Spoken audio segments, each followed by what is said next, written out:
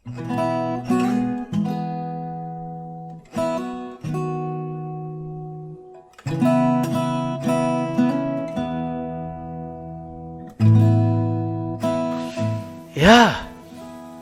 haleluya. Oke, hari ini kita akan membahas, ini bukan sesuatu yang baru buat kita sekalian. Kita akan membahas apa yang kita sebut building the culture of servanthood atau service. Membangun kultur atau membangun budaya melayani, ya. Building the cultures of kita serving. Bahwa ini adalah sesuatu yang menurut saya mungkin kalau kita perhatikan ya, garam itu bisa bertahan selama tahun ini tahun ke-15. Karena kita semua udah mengerti betul the core, ya, bahwa core kita itu melayani, ya, dan buat kita itu penting banget untuk semua orang terlibat dalam pelayanan. Kalau ada hal yang kita lihat di banyak tempat, mengapa orang kemudian dengan mudah rohaninya mereka mati? Karena mereka tidak melayani. Mengapa? Mereka tidak memiliki apa yang saya sebut dengan output dalam kehidupan ini. Cuman input aja. Jadi mereka ya cuman terima, tidak pernah ada output. Biasanya hal itu yang membuat orang kemudian mengalami stagnasi rohani. Kalau kita tahu banyak dan kemudian tidak ada actionnya, yang terjadi adalah lebih banyak kritik, malah lebih yang terjadi kan, lebih banyak menggerutu, lebih banyak sok taunya, lebih banyak komentarnya, kurang kerja. Itu namanya talking only, no action, ya, no action, talk only, NATO. Ya itu masih oke lah, masih ribut sedikit. Yang paling parah kalau sudah no action, no talking. Itu nongkrong. Kita ke gereja cuma nongkrong, kemudian nggak ada apa-apa. Nah, kitanya harus mengerti bahwa melayani itu adalah hal yang sangat penting. Mari kita akan lihat dulu mengapa budaya ini penting, budaya melayani ini penting.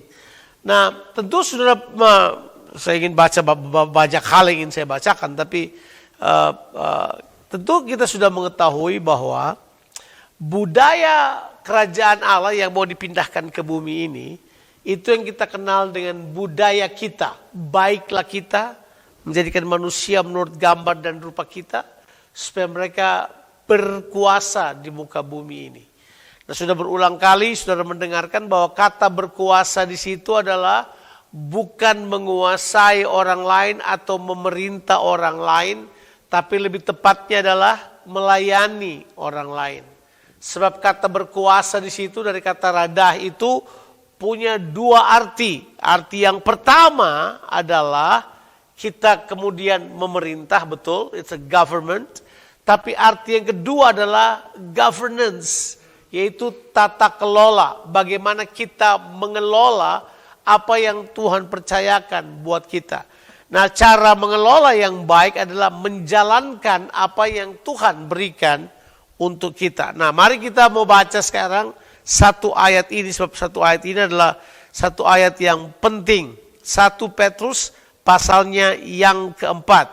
Kitab 1 Petrus pasalnya yang keempat, kita akan baca ayatnya yang ke-11. Satu ayat aja, karena ayat ini adalah ayat penting sekali buat kita, makanya kita akan melihatnya. 1 Petrus pasalnya yang keempat, kita akan baca dari ayatnya yang ke-10 dan ayatnya yang ke-11. Kita baca ayatnya yang ke-10 dan ayatnya yang ke-11. Ya, sudah siap? Saya bacakan buat kita sekalian. Layanilah seorang akan yang lain sesuai dengan karunia yang telah diperoleh tiap-tiap orang sebagai pengurus yang baik dari kasih karunia Allah. Jika ada orang yang berbicara, baiklah ia berbicara sebagai orang yang menyampaikan firman Allah. Jika ada orang yang melayani, baiklah ia melakukan dengan kekuatan yang dianugerahkan Allah, supaya Allah dimuliakan dalam segala sesuatu karena Yesus Kristus. Ialah yang mempunyai kemuliaan dan kuasa sampai selama-lamanya. Amin. Nah, dari dua ayat ini kita akan belajar tentang kita harus membangun budaya melayani. Ini penting sekali. Sudah kita bahas bahwa budaya kerajaan Allah yang Tuhan mau pindahkan dari sorga ke bumi ini, itu ada tiga kata yang penting. Yang pertama adalah mengasihi tanpa syarat. Yang kedua adalah melayani. Yang ketiga adalah berkorban. Ingat loh 3 kata itu. Jadi budaya kita yang pertama adalah kasih tanpa syarat, yang kedua adalah melayani, yang ketiga adalah berkorban. Melayani itu harusnya adalah merupakan manifestasi dari ketiga hal ini. Jadi melayani itu harusnya merupakan sebuah pernyataan kehidupan bahwa kita mau hidup di dalam kasih tanpa syarat, kita mau melayani seperti Tuhan melayani, tapi kita juga mau berkorban seperti Tuhan kerjakan buat kita. Dengan kata lain bahwa 3 budaya ini tidaklah biasa di tengah dunia yang jatuh di dalam dosa. Sudah paham ya? Jadi dunia yang jatuh dalam dosa tidak mengenal 3 budaya ini. Mereka tidak mengenal budaya kasih. Mereka tidak mengenal, apalagi kasih yang sekarang adalah kasih yang menuntut. Kasih yang sekarang adalah kasih yang sudah susah dibedakan antara kasih dan nafsu. Apa yang coba dipertontonkan buat kita lewat media, lewat semua, lewat televisi, lewat apa aja. Seolah-olah kasih dan nafsu adalah hal yang sama, betul kan? Lagu-lagu yang kita dengar seolah-olah kasih dan nafsu adalah hal yang sama. Mereka sudah tidak bisa membuat perbedaan. Padahal kasih dan nafsu adalah 2 hal yang sangat berbeda. Dunia ini juga sekarang sudah tidak mengerti arti bagaimana melayani. Orang lebih egosentris. Orang lebih individualistis, tidak butuh orang lain. At the end of the day kita ketemu bahwa orang-orang yang seperti itu kemudian seumur hidup mereka perlu dilayani. At the end of the day, ya. Pulang dari ketemu di aged care, saya pulang dari aged care, dalam pemikiran saya berpikir, wow, langsung berpikir, nanti kalau tua pindah ke Indonesia aja dan membantu. Cara berpikir kita seperti itu. Tapi saya kemudian mulai sadar bahwa these guys, mereka butuh ada orang yang layani mereka seumur hidup mereka sampai mereka meninggal nanti. Ada yang mandiin, ada yang ngapain, ada yang taruh di aged care untuk kemudian semuanya dibuat seperti itu. Prinsipnya sebenarnya sederhana. Kalau kita melayani, kita akan menemukan sukacita. Kita kemudian tidak menuntut orang lain melayani kita. Udah pernah dengar cerita ini? Ada banyak keluarga, orang tua pada saat anak-anak mereka kecil tidak mau melayani mereka, sehingga yang terjadi waktu mereka besar, mereka tidak mau layani orang tua mereka. Perlu fakta itu? Enggak, kita udah lihat di sekitar kita kayak begitu. Iya kan? Kalau kita tidak mau ambil waktu untuk memberkati mereka, melayani mereka, mereka tidak akan melayani kita. Makanya saya lihat saudara-saudara sekalian kalau dengan anak-anak, you guys serve them really well. Kalian kasih waktu buat mereka untuk mengeluarkan potensi mereka. Saya bilang kerjakan hal tersebut. Kebaktian itu urusan nanti. Layani anak-anakmu. Bereskan mereka. Buat mereka yang terbaik. Sebab nanti they will serve you. Enggak ya. Budaya di sini telah mengatakan enggak perlu. Kalau kamu kasih masuk saya di aged care umur sekian. Nanti kamu umur 60 saya masukkan ke daycare. Nanti pindah ke aged care. Pokoknya begitu aja. Prinsip orang di sini udah ketebak, nanti begitu aja. Tapi kalau kita mengerti bahwa yang Tuhan mau bahwa kita itu saling melayani. Karena saling melayani itu akan memberikan kepada kita peluang-peluang yang luar biasa. Dan rewardnya adalah hal yang powerful. Nah, mari kita setelah membaca hal ini, kita sudah tahu kan bahwa melayani itu adalah sesuatu yang sangat penting. Mengapa demikian? Karena itulah spirit kontra dunia ini. Kalau kita melayani, spirit itu melawan keadaan dunia ini. Mari kita membaca di dalam kitab Markus pasalnya yang ke-10. Jadi kalau kita melayani sebenarnya yang kita lakukan adalah kita menyerang spirit dunia ini yang egosentris. Kita menyerang spirit dunia ini yang individualis. Kita menyerang spirit dunia ini yang hanya mementingkan diri sendiri. Ya. Kita baca dulu di dalam kitab Markus pasalnya yang ke-10. Ayat yang sudah biasa kita baca. Markus pasalnya yang ke-10. Kita lihat Ya, itu kisah tentang Yesus. Kita akan baca beberapa ayat di situ, ya. Kita mulai baca ayatnya yang ke-42. Nah, tentu sudah tahu ayat-ayat ini. Ini bukan ayat-ayat yang baru buat kita. Jadi murid-murid Yesus sedang bertengkar untuk memberitahukan siapakah yang terbesar di antara mereka. Maksudnya siapa yang paling hebat dalam penilaian Yesus. Tapi Yesus memanggil mereka dan berkata kepada mereka, kamu tahu bahwa mereka yang disebut pemerintah bangsa-bangsa, memerintah rakyatnya dengan tangan besi, dan pembesar-pembesarnya menjalankan kuasa dengan keras atas mereka. Tidaklah demikian di antara kamu. Jadi konsep pemerintahan kita bukanlah konsep berkuasa atas orang lain. Memang dari awal Tuhan tidak mau itu. Waktu Tuhan berkata pada kita, kepada manusia bahwa baiklah kita menjadikan manusia menurut gambar dan rupa kita supaya mereka berkuasa. Konsep berkuasa itu adalah bukanlah kata yang dipakai situ. Bukanlah memerintah rakyat dengan bersih dan menjalankan kuasa dengan keras atas mereka. Bukan itu. Tapi dia berkata, barang siapa mau jadi besar di antara kamu, hendaklah dia menjadi apa? Pelayanmu. Jadi Yesus berkata buat kita bahwa budaya yang harus dibangun, kata berkuasa itu justru kita temukan pada saat apa? Melayani. Saya melayani Tuhan belum lama.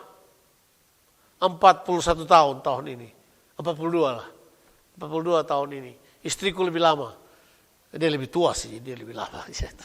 Ya, dia lebih lama. Kita bertobat sama-sama masih muda, umur 16 bertobat. Dalam waktu singkat kita langsung terlibat dalam pelayanan. Jadi kemudian kita betul-betul tahu persis artinya bagaimana pelayanan, bagaimana dicuekin, bagaimana ditolak, bagaimana gak dihargai. Itu udah biasa buat kita, biasa banget. Kita yang harus membuat keputusan pelayanan kita mau seperti apa. Sebab begitu sampai pada titik bahwa kita hanya dilayani, selesai kita. Berhenti semua. Aliran kehidupan, aliran untuk menerima sesuatu berhenti. Begitu kita memutuskan bahwa, hey, this life is about me, about serving me. Itu bahaya banget. Selesai kita. Tapi di sini kita melihat Tuhan memberitahukan, tidak. Di antara kamu harus menjadi pelayan bagi semuanya. Bahkan dia berkata di ayatnya ke-44, barang siapa ingin menjadi yang terkemuka di antara kamu, hendaklah ia menjadi apa? Hamba untuk semuanya. Nah, jadi jelas, budaya ini mesti diingatkan buat kita. Karena budaya ini penting sekali. Budaya ini harus kita tunjukkan, harus kita pertontonkan. Pelayanan kan tidak bisa dalam hati. Siapa yang tahu bahwa pelayanan itu terjadi pada tindakan. Saya melayanimu dari dalam hati. Melayani apa itu?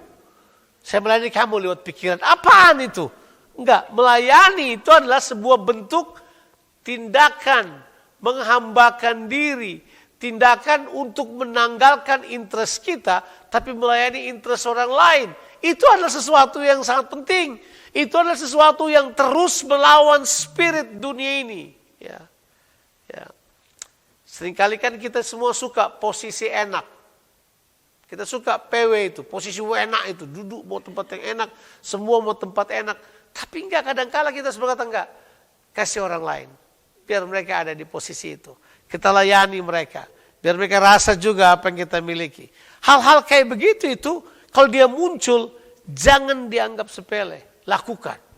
Karena itu adalah sebuah panggilan dasar dalam kehidupan manusia. Manusia memang diciptakan untuk melayani. Saya semakin sadar. Sebab kita semua diciptakan untuk menjadi apa? Pengelola. Haleluya. Itu kata penting. Itu adalah kata yang tidak bisa dianggap remeh. Pengelola. Nah, coba kita lihat dulu. Apakah spirit dunia ini? Mari kita lihat spirit dunia ini. Spirit dunia ini kita baca yuk. Spirit dunia ini dalam 2 Timotius pasalnya yang ketiga ayatnya yang pertama. 2 Timotius pasalnya yang ketiga ayatnya yang pertama. Ketahuilah bahwa pada hari-hari terakhir akan datang masa yang sukar. Sudah tahu masa yang sukar? Sukarnya karena apa? Menurut saudara? Karena ekonomi seret? Enggak. Sukarnya karena ini. manusia akan mencintai dirinya sendiri. Bayangkan. Itu penyebab kesukaran adalah apa? Manusia akan apa?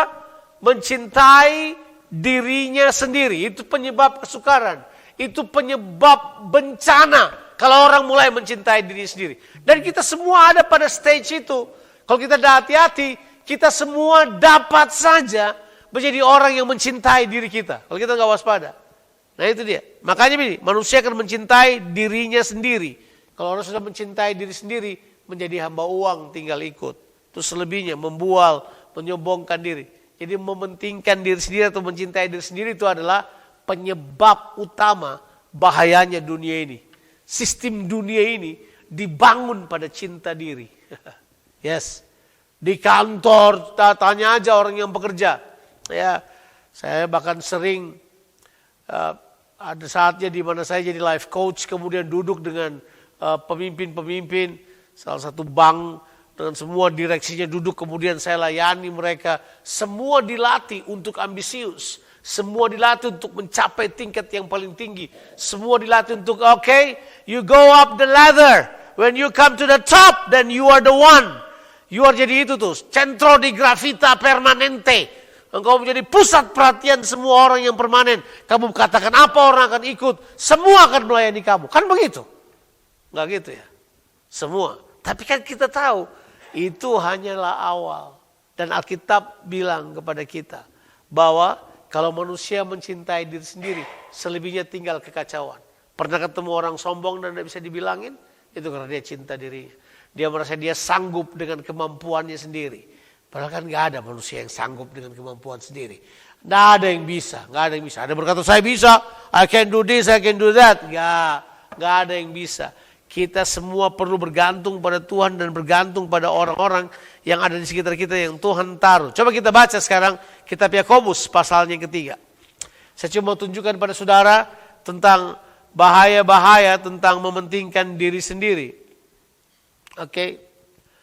Nah, Alkitab beritahukan kepada kita bahwa ayat 16, sebab di mana ada iri hati dan mementingkan diri sendiri, di situ ada kekacauan dan segala macam perbuatan jahat. Jadi jelas kita waktu melayani, kita sedang menyerang itu dalam diri kita. Makanya orang Kristen yang tidak terlibat dalam pelayanan, cenderung mereka akan berpusat pada diri sendiri. Mereka mulai membangun hikmat mereka sendiri. Ya, di mana komunal tidak berfungsi, di mana sharing dan caring bukan menjadi hal yang penting, di situ biasanya orang menjadi individualistis. Dan ketika itu terjadi, Alkitab berkata, di situ ada kekacauan dan segala macam perbuatan jahat. Wow. Ya, yuk, jangan berhenti melayani, sebab melayani itu sudah tolong dirimu. Jangan berhenti untuk berkorban pada orang lain. Waktu sudah melakukannya, you help yourself. Kadang-kadang kita bangga tolong orang lain. Jangan bangga. You help yourself. Waktu kita tolong orang lain lagi susah, bukan sudah lagi tolong orang lain, lagi tolong dirimu. Sebab lebih bahaya kalau sudah dikuasai dari dalam oleh individualistis, mementingkan diri sendiri. Kemudian gagal melakukannya, itu jauh lebih berbahaya. Itu akan mencekik pernafasan kita. Itu akan membuat kita seperti laut mati. Kemudian yang terjadi adalah anything touches us dead. Selesai. Apa yang kita sentuh, kematian. Tidak ada yang hidup bisa di situ. Kalau sudah pernah pergi ke laut mati, sudah tahu bahwa laut mati adalah tempat yang paling mengerikan. No life in it. Tidak ada. Nah, kalau kita pelajari lebih baik, kita sekarang menemukan bahwa melayani sebenarnya adalah spirit yang menunjukkan bahwa begini, kita beda dengan dunia ini. Ya, kita apa? Beda dengan dunia ini. Oke, bagaimana cara kita melayani? Hal-hal kecil aja, nggak perlu hal besar. Saudara tidak perlu jadi presiden untuk menyatakan bahwa engkau adalah orang. Dari rumah aja. Layani keluargamu, layani orang-orang dekatmu, layani anak-anakmu. Ya, saya sudah cerita buat saudara pasti ini, sudahlah. Jadi waktu tahun berapa itu kita pindah dari Wantirna South pindah ke Point Cook. Anak-anak kan masih tinggal sekolahnya masih tinggal di itu kan, di Wantirna South itu, St. Andrew. Ya, jadi bahkan pas kita pindah, itu bayangin kita pindah itu, kita dari Point Cook ke Wantirna South, nah jauh jaraknya cuma 65 kilo. 65 kilo aja, jauh kan, dekat. Ya toh. Terus pagi lagi, kamu berhadapan dengan kemacetan, dulu kan cuma satu jalan kita kan. Terus harus lewat jalan itu apa. Aduh, kita berangkat 6:30 lewat 15, itu harapan kita tiba jam 8 lewat 20 gitu. Tinggal masuk udah bel tuh, mereka udah mulai masuk tuh. 9:30. Jadi kita udah bener-bener musi tuh, bayangkan. 2 jam di perjalanan. Baru kalau kita sudah sampai di sini mau kemana kita coba? Mau kemana? Mau pulang lagi? Yes. Mau balik lagi 4 kali. Jadi kalau kita hitung-hitung, kalau kita pulang dulu terus kemudian sore jemput lagi, ya 65 kali 2, 130. Jadi kita perlu setiap hari sekitar 200 sekian kilometer setiap hari. Itu Jakarta Bandung 4 kali, Pak. Tapi kita ladenin juga tuh. Satu kali saya mengeluh. Saya mengeluh karena ngapain gua antar anak gua di jam segini nih? Ngapain? Wah, kita pernah coba naik train. Doesn't make it. No, it didn't make it at all. Coba kasih latih mereka naik train. Bayangkan. Mereka naik train, coba. Terlambat terus. Late catch train, terlambat. Wah, macam-macam.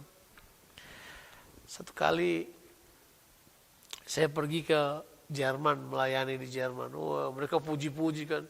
Wah, dari jauh karena mengasihi kita gitu kan. Saya di depan, begitu saya berdiri terus Tuhan bilang, ya ampun. Kamu dari jauh orang puji-puji kamu. 6.000 kilometer jaraknya kamu rasa dipuji. Ini cuma 65 kilo aja kamu mengeluh. Terus kamu berpikir, aku gila. Ya. Kita kadangkala mau dipuji dengan orang yang jauh, bahwa kita melayani. Padahal dalam keluarga sendiri kita tidak melayani. Itu namanya tekor. Tahu tekor? You rugi sendiri. Makanya harusnya dengan sukacita kita layani orang di sekitar kita. Kita layani mereka. Kita ada bersama dengan mereka. Kita tetap terus. Saya lihat istri saya ya, memang karunianya melayani sih. Dia punya karunia motivasinya ini tuh kan melayani. Pokoknya dia mau layani siapa aja. Mau pergi kemana aja. Mau bikin apa aja. Jaraknya kayak apa aja. Itu karunianya. Dia happy. Kita yang enggak. Yang mendampinginya. Wah, itu adalah seperti sebuah pertentangan yang besar. Tapi saya belajar, this is not only about the gift, tapi ini tentang bagaimana kita menyerang kenyamanan kita, menyerang hal tersebut. Waktu kita terlibat dalam pelayanan, kita bangun hal tersebut. Coba, budaya ini jangan sampai hilang dari kita. Iya, terus kita kadang-kala karena terbagi 3, ada yang di city, ada yang di mana. Kita ambil waktu, layani anak-anak yang muda itu. Ajak mereka makan malam sama kalian, yang orang tuanya mungkin susah. Tetaplah layani. Ajak mereka keluar sama kalian, duduk makan sama mereka. Pergi ke city, kadang-kala pergi ke situ. Wah malas, pergi aja. Untuk ketemu anak-anak, kenalin mereka. Kasih mereka, hey, kalau kamu keluarga mungkin nanti kamu holiday nggak pulang, kontak kita dong, kita keluar bareng kayak, kita bikin apa bareng kayak. Why don't we open our eyes to see things? Harusnya bisa, tapi kadang-kala kita udah terlalu sibuk, kita terlalu cuma urusannya kita aja, ya cuma kita aja, yang ada di kepala kita aja, otak kita, kesenangan kita, semuanya kita. Tidak ada kesempatan untuk melakukan hal tersebut. Sekali lagi, when you serve others, sometimes it doesn't help them. It does help you. Ya. Betul kan? Kamu nolong dirimu supaya kamu enggak jadi, saya punya bahasa, kamu tidak termakan oleh dunia ini. Itu yang pertama. Waktu kita melayani, kita lakukan hal tersebut. Sekarang yang kedua. Ini yang kedua adalah melayani itu memberikan kepuasan buat saudara. Because you will, melayani itu akan mengeluarkan seluruh potensi yang ada padamu. Coba kita kembali 1 Petrus pasalnya yang keempat. Sebab di dalam saudara itu ada potensi, ada kekuatan, ada kemampuan. Itu kadang-kadang nggak keluar kalau saudara tidak melayani. Coba kita lihat 1 Petrus pasal 4, kita baca ayat 10. Coba kita baca lagi ayat 10. Layanilah seorang akan yang lain itu. seorang akan yang lain. Sesuai dengan apa? Karunia yang apa? Telah diperoleh tiap-tiap orang sebagai apa? Pengurus yang baik. Kalau kita tidak melayani, kita bukan pengurus yang baik. Ya enggak? Kalau kita tidak melayani, kita bukan manajer yang baik terhadap apa yang Tuhan percayakan. Tuhan percayakan pada saudara banyak hal, banyak sekali. Saya kalau hitung gitu, banyaknya karuniaku. Makanya susah kadang-kadang, terlalu banyak. Kadang-kadang bisa ini, bisa itu, bisa ini. Saya harus putuskan yang mana yang harus saya konsentrasi. Kadang-kadang memang tahu terlalu banyak juga memang terlalu banyak tanggung jawab kan. Kita tahu hal tersebut. Tapi ini yang penting. Saudara perlu tahu apa yang Tuhan taruh dalam diri saudara. Untuk mengetahuinya bagaimana? Layani orang. Biar kamu tahu, oh ternyata oke. Saya bukan seperti Ina, bukan. Dia bisa gitu, saya nggak bisa. Saya lebih ke hikmatnya. Saya ada karunia untuk hikmat, kata-kata hikmat, kata itu saya punya tuh, saya punya. Jadi kadang-kala dia sebelum dia warawir dia tanya, gimana nih? Saya ngomong dulu, gini-gini. Ya kita dua team up. Ya saya bagian kasih tahu idenya, dia bagian menjalankan dan kemudian tunggu sampai besok pagi atau berdoa sampai kapanpun dia akan buat itu. Tapi mungkin saya kata-kata hikmatnya, saya kata marifatnya, saya beritahu. Jadi kita semua melayani sesuai dengan apa? Karunianya. Kita ini untuk mengetahui karunianya kita malas. Mau tahu karunia kita malas. Mau tahu kemampuan kita nggak mau. Kita lebih suka apa yang dikatakan orang pada kita. Jadi kemudian bos kita yang putuskan kemampuannya kita. Kemampuan lu di belakang meja. Ini Trenton. Nah, padahal di dalam kita ada banyak sekali kemampuan. Yang kalau kita melayani itu muncul keluar. Helps you maximize your life. Help you to maximize your life. Karena kalau sudah mulai melayani. Keluar tuh. Potensinya keluar. Kemampuan keluar. Sudah kemudian mulai belajar mengelola. Itu hal yang luar biasa. Kalau kita membangun budaya melayani ini. Semuanya akan terkelola dengan baik. Semuanya akan berjalan dengan baik. Kita kemudian mulai belajar. Oh kemampuan saya di sini. Ya, saya harus tahu itu. Ya, saya punya karunia mengajar kan. Ya, saya bisa mengajar orang buka sepatu dengan baik bisa. Saya bisa mengajar apa aja. Cara membelah durian dengan baik. Cara membuka manggis yang efektif. Maksudnya bisa aja. Karena saya suka mengajar, saya ajari orang gitu aja. Saya bahkan ajarin orang bagaimana masak telur setengah matang yang di luarnya udah keras, dalamnya masih itu, saya ajarin orang. Saya mau ajarin apa aja, karena saya punya. Nah, you cannot serve with what you don't have. Sudah tidak bisa. Sudah mungkin melayani orang dengan apa yang sudah tidak punya. Makanya Tuhan bilang, dia kasih pada kita karunia, dia kasih pada kita kemampuan supaya kita menjadi pengurus yang baik. Bilang dulu pengurus yang baik. Kata pengurus yang baik itu sama kata yang dipakai dengan bendahara. It's the same word. Kata yang dipakai sebenarnya oikonomia. Dari kata itu kita dapat oikonomos. Tahu ekonomi? Tahu ekonomi artinya? Pengelola. Ilmu mengelola. Mengelola aja. Nah, pernah dengar cerita tentang bendahara yang tidak jujur? Di camp saya pernah bahas hal ini. Tapi ini yang penting sebenarnya ini. Pengurus yang baik dari apa? Kasih karunia. Sebab begini, kalau kita mulai melayani, mari saya beritahu pada saudara, orang yang berkata pelayanan itu melelahkan, memang betul. Pelayanan itu, saya beritahu, saya telah belajar dalam pelayanan. You can exchange power inside of you. Orang suka tanya, kamu terbang ke sana kok nggak capek? Kita lihatnya capek, kita dengarnya capek. Kok ente kagak capek? Ente kenapa? Ente makan apa? Nggak ada yang saya makan, tapi saya belajar kita baca ayat yang 11. I want you to listen to this. Jangan anggap enteng kekuatan yang ada dalam saudara. Kekuatan itu memang untuk melayani. Jika ada orang yang berbicara, baiklah berbicara menyampaikan firman Tuhan. Jika ada orang yang melayani, baiklah ia melakukannya dengan apa? Dengan apa? Kekuatannya siapa? Ya, kekuatan yang dianugerahkan Allah. Supaya Allah dimuliakan dalam segala sesuatu. Karena apa? Yesus Kristus. Jadi orang yang bertanya pada saya gini, ini kekuatan datang dari mana? Kamu gak baca ini sih. Karena ini dibilang bahwa kalau saudara melayani, that strength, that power, itu muncul di dalam saudara. Saudara pernah pakai aja. Mungkin perlu nonton sebuah film namanya How to Train the Dragon.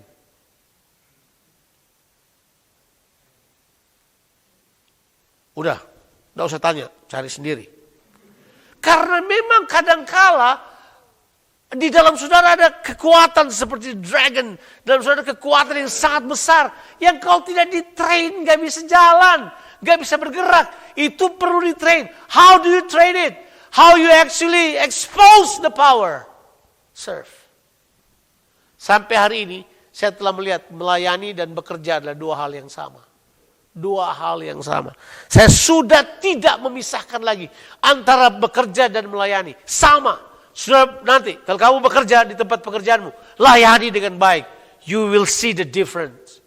Kalau sudah ada cuman waktu, sedikit-sedikit duduk minum kopi, sedikit-sedikit keluar merokok, sedikit kerja yang lain.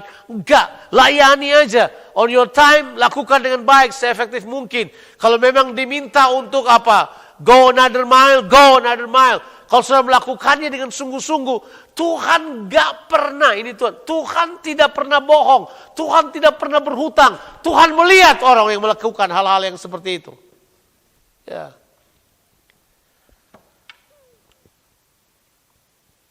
Ponakan saya bernama Johan Tangkesalo, namanya Ash. Betul ya? Sudah kenal. For some reason, dia kemudian terlibat dengan pelayanan dengan kita di Point Cook. Waktu awal-awal. Dimanapun. Dia datang melayani. Seorang tanya buat dia, kok bikin ini apa? Tahu gak ada cerita buat saya? Sekarang ini baru saya tahu loh. Saya kemudian mengerti. Bahwa kalau kita melayani itu ada sesuatu kepuasan. Ada hal yang indah. Bahkan ada hal itu dia tuh. Yang menurut saya adalah kekuatan kasih karunia yang bekerja dari dalam. Yang memampukan kita to go another mile. Untuk melakukan hal-hal yang orang lain tidak bisa kerjakan. Berpikir lebih jauh. Itu semua datang dari mana? Datang dari dalam kita. Waktu kita serve. Itu muncul. Dia berkata buat saya, sekarang saya lewati semuanya. Om Jo, saya pulang dari Australia. Hanya dengan uang di kantong saya. Itu cuma berapa? $80 kan, $800.000. Datang ke Indonesia. Dia kemudian mulai mengerjakan. Dan dia mulai membangun apa yang dia sedang kerjakan sekarang. I think he's doing really well. Setelah menikah, dia jadi jauh lebih baik. Tapi ada hal yang dia belajar, waktu kita nggak ada. Sampai orang berkata, kok kamu yang kerjakan semuanya sini?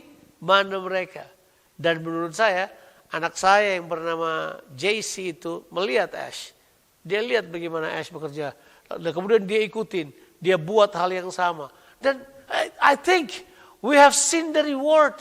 How these guys, kenapa? Karena kemudian mereka punya itu. Ada sesuatu yang muncul dari dalam. Kalau kita, sekali lagi, kalau kita melayani sometimes, bukan karena siapa, tolong orang lain. Kita tolong diri kita untuk tahu apa yang ada di dalam kita.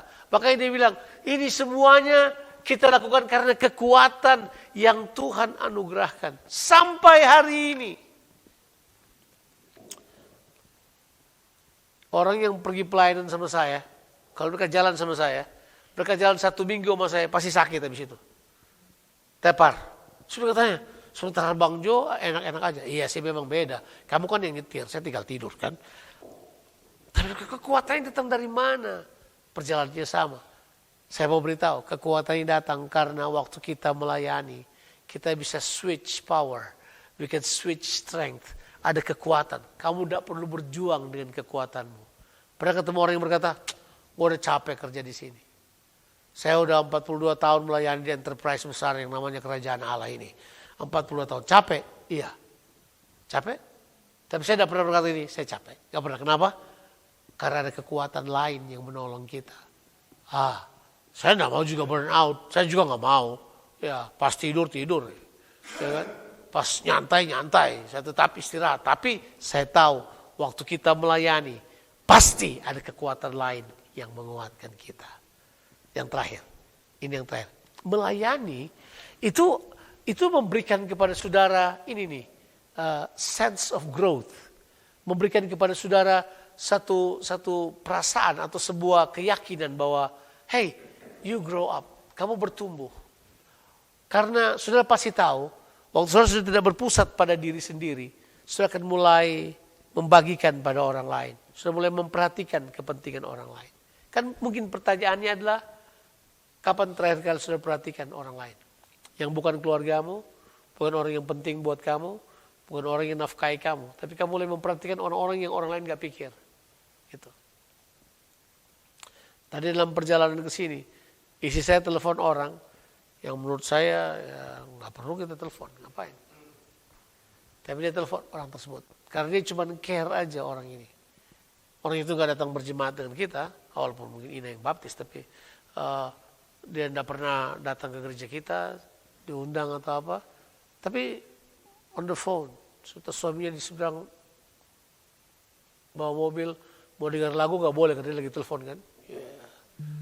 Selama 40 menit driving, istri saya bicara dengan dia. Saya berpikir dalam hati saya sementara saya mempersiapkan ini di pemikiran saya. Benar. Kadangkala waktu orang melakukannya, there's a sense of fulfillment. Hey, I'm growing.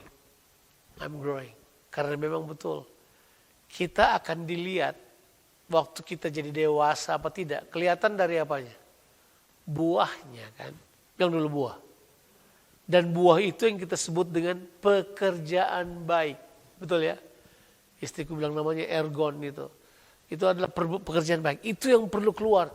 Waktu kita mengeluarkan pekerjaan-pekerjaan baik itu kepuasannya beda. Ya, kita tidak cerita untung rugi di situ. Kita cerita tentang fulfillment of life. Bahwa di kehidupan ini kita telah melakukan apa yang Tuhan katakan. Kalau ada orang yang meminta daripadamu, berikanlah. Kalau ada orang yang meminjam, berikanlah. Kalau ada orang yang meminta kamu berjalan dengan dia 1 mil, berjalan dengan dia 2 mil. Kalau ada orang yang menampar pipi kirimu, kasih juga pipi kananmu. Itu semua dalam konteks begini. Bahwa kita adalah orang-orang yang tersedia untuk hidup kepentingan orang lain. Amin. Ayat terakhir. 1 Yohanes pasal 3. Ayatnya ke-16 sampai ayatnya yang ke-18.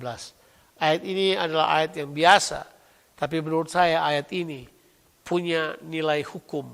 Punya nilai yang luar biasa. 1 Yohanes pasal 3 ayat 16 sampai ayatnya yang ke-18. Alkitab berkata, demikianlah kita ketahui kasih Kristus. Yaitu bahwa ia telah menyerahkan nyawanya untuk kita. Jadi kita pun wajib menyerahkan nyawa kita untuk saudara-saudara kita. Barang siapa mempunyai harta duniawi dan melihat saudaranya menderita kekurangan tetapi menutup pintu hatinya terhadap saudaranya itu. Bagaimanakah kasih Allah dapat tetap di dalam dirinya? Anak-anakku, marilah kita mengasihi bukan dengan perkataan atau dengan lidah, tapi dengan perbuatan dan di dalam kebenaran. Waktu kita membahas building the cultures of love, kita telah singgung sebentar mengenai hal ini. Tapi sekarang adalah melayani. Sekarang adalah praktek. Garam selama 15 tahun dibangun atas 3 hal yang kita sudah katakan tadi itu. Connected, serve, dan kemudian simplicity. Simplicity, connected, serve. Kita telah membangun semuanya dengan itu. Sederhana, yang penting melayani. Yang penting semua orang terlibat dalam pelayanan. Sederhana, yang penting semua orang tahu yang mereka buat. Sederhana, tapi yang penting semua orang tahu ada kuasa di dalam mereka untuk melayani. Sederhana, tapi yang penting mereka tidak mementingkan diri sendiri. Mereka mementingkan kepentingan orang lain. Selamat melayani, kita bangun kultur ini terus sampai anak-anak kita juga akan tetap melayani Tuhan. Tuhan Yesus memberkati. Amin.